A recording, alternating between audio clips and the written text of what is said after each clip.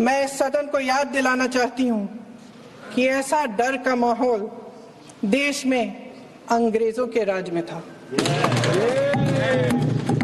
जब इस तरफ बैठे हुए गांधी की विचारधारा वाले लोग आजादी की लड़ाई लड़ रहे थे और उस तरफ वाली विचारधारा वाले लोग भय में रहकर अंग्रेजों के साथ साठ-गांठ कर रहे थे।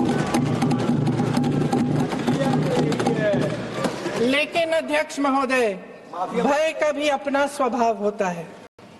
भय फैलाने वाले हमेशा भय का खुद शिकार बन जाते हैं। ये प्रकृति का नियम है। आज इनकी भी यही हालत हो गई है।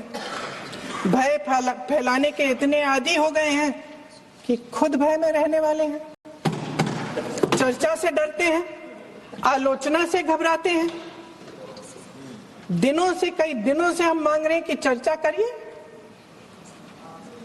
लेकिन चर्चा करने की हिम्मत ही नहीं है।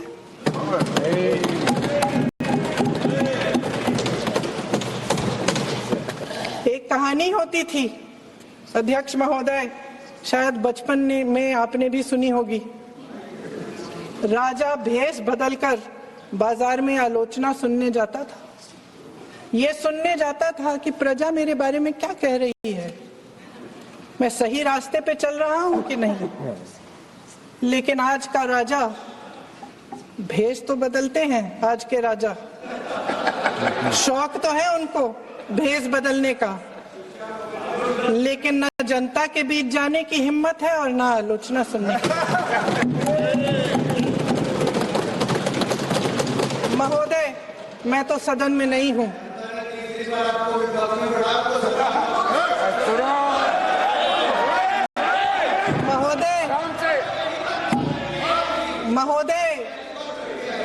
महोदय, जनता में बहुत विवेक है, ये सही है।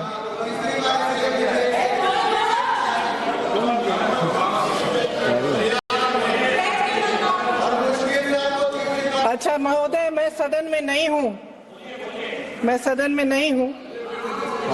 कुछ ठीक है, मैं सदन में नहीं हूं, मात्र 15 दिनों से आ रही हूं। लेकिन मुझे ताज्जुब होता है कि इन 15 दिनों में इतनी बड़े इश्यूज हैं, इतनी बड़ी बातें हैं। प्रधानमंत्री जी मात्र एक दिन के लिए, शायद 10 मिनट के लिए दिखे हैं सब।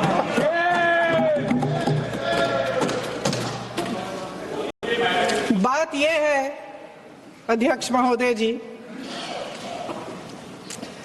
कि ये देश भय से नहीं, साहस और संघर्ष से बना है।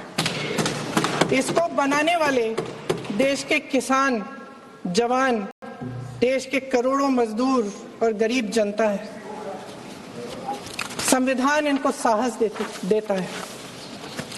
मेहनती मिडिल क्लास है और इस देश के जो करोड़ों देशवासी हैं, जो रोजाना भयंकर परिस्थितियों का सामना करते हैं, उनको साहस देता है। वायनाड में जो आपदा आई, उसमें एक छोटा लड़का था 17 साल का। 6 घंटों के लिए उसने अपनी मां को बचाने की कोशिश की। 6 घंटों के लिए आप सोच सकते हैं कि अगर नदी की धारा बह रही है, नाराज है, आप अपनी मां को पकड़े हो, 6 घंटों के लिए पकड़े रखते हो कि मेरी मां बच जाएगी, और अंत में वो मां भी बह जाती है। उस लड़के का साहस, उन महिलाओं का साहस जो पीड़ित हैं लेकिन फिर भी अपनी लड़ाई लड़ रहे हैं, उन संभल के बच्चों का साहस जिनके पिताजी अभी गुजर गए, लेकिन फिर भी उनके सपनों को साकार करने की हिम्मत है, उनका साहस है। वो साहस से संविधान ने दिया है।